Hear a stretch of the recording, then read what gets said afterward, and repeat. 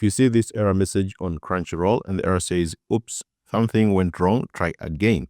Now, the reason you see this message is because it's not related to your device or internet, but the issue is on the end. As they say here, it's not related to your device or internet, the issue is on the end. This usually happens when Crunchyroll servers are down.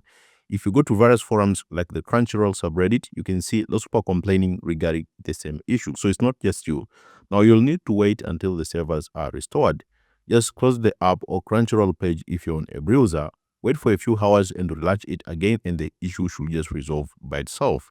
So the reason you see this error message say, oops, something went wrong on Crunchyroll, is not related to a device or internet, but the issue is on the end. This usually happens when Crunchyroll servers are down.